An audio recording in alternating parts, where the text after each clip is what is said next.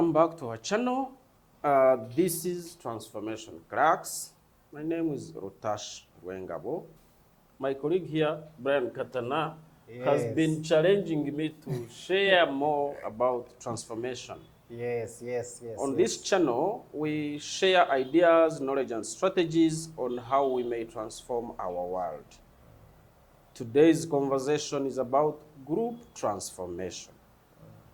My colleague will begin by perhaps greeting our viewers and thanking them for their comments, responses, and reactions to our previous conversation.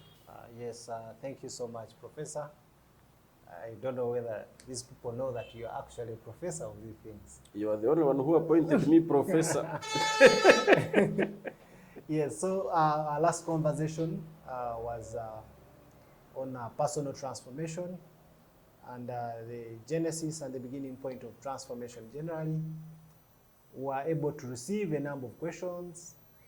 We are still receiving a number of questions. If you're there and our previous conversation provoked you to ask some questions, to have a better or a deeper understanding of the topic of discussion, please feel free to send us comments.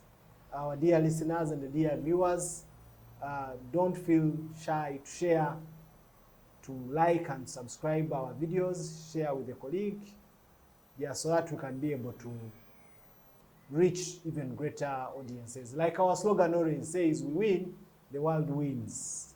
Our objective is to make sure that we can be able to transform this world by giving it the knowledge that it requires. So last time we dwelt much on personal transformation. Today's discussion is going to be on group transformation. So, Professor, what would you say, or what is your understanding when someone talks about group transformation? Group transformation is a positive process where a group progressively improves its products, its services, its activities, and its processes in dealing with members of the group, with other groups, and with the broad society. If you are a group of marketeers who are interested in marketing people's products and services online, and you improve the reach of your services, you improve the diversity of your services, you increase the benefits of enjoying services, of purchasing online products and services through your group, then we say you have transformed as a group. Maybe to tell our viewers that a group occurs when a few people come together with a common purpose, create a common identity, and common responsibility among group members. So when you talk about purpose, I hear you talking about purpose. What exactly do you mean by purpose?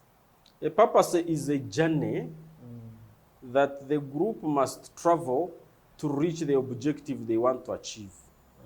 If a group of people who want to be the best marketeers in the world, and you say, one of our members will market our products in Arabic, another one will market our products in Chinese, another one will market our products in Kwicha, some other tongue. Then you agree that we will all maximize the ways in which you reach customers through these different languages, then that's a purpose. And once you are able to sell maximally, then you achieve your objectives as a group. So the purpose is the journey you must travel to reach the destination that you want to reach. So is this purpose that you're talking about, when you relate back to the earlier discussion on personal transformation, can that similar purpose be adopted by individuals? Is it in relation with what an individual can also partake? If an individual has a given objective, for instance, if I want to build a house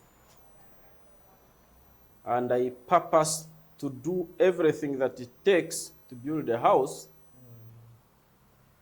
my purpose would be to identify the resources, the opportunities, the technologies, and the technical know-how that can give me the house. So an individual who has the same purpose as the group purpose does these things whose results would be consistent with what the group would achieve. For example, if your purpose as an individual is also to maximize sales, and the group is also to maximize sales, when you get sales breakthroughs, whether at the individual level or at the group level, you have a common purpose.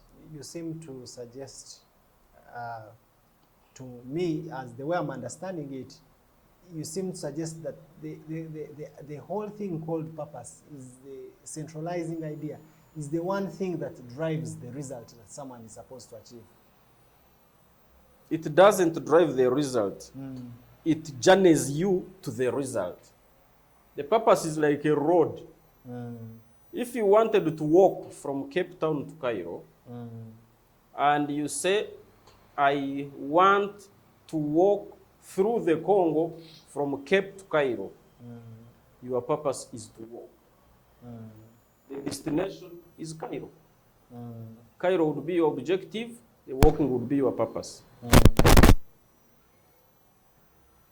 Whether you walk on foot, or you put on shoes, or you put on sandals, or in between you get a river and you sail on it, or somehow you get a camel or a donkey and you mount it, the whole purpose is to journey towards Cairo. And your goal or destination or objective would be reaching Cairo. Okay, so One thing that you need to understand about groups is that at least they have to have an identity. A group has an identity which can be from the history that members share. Either they went to the same school, or they met in some club, or they went in some training together. They attended some training together. They are classmates, they are old students. Or they have a common objective. People who have decided that in their lives they want to establish, for instance, real estate business. So real estate investors can come together and create a group of real estate investors. Industrialists can come together and create a group of industrial investors. Inventors can also come together and create a group of inventors. So they have something that they share in common. And that which they share in common, I can call it a common identity. And when they are together, the group, they also have responsibilities to the group. As a member of the group, you are either responsible for the survival and continuity of the group, or if that's not your responsibility to ensure that the group survives and progresses, then really you are a wrong element in the group. in the group. You could shatter the group. So does this, what you're talking about, does it apply to, let's say, law firms, companies? What are some of the examples you would say that could constitute this idea of a group?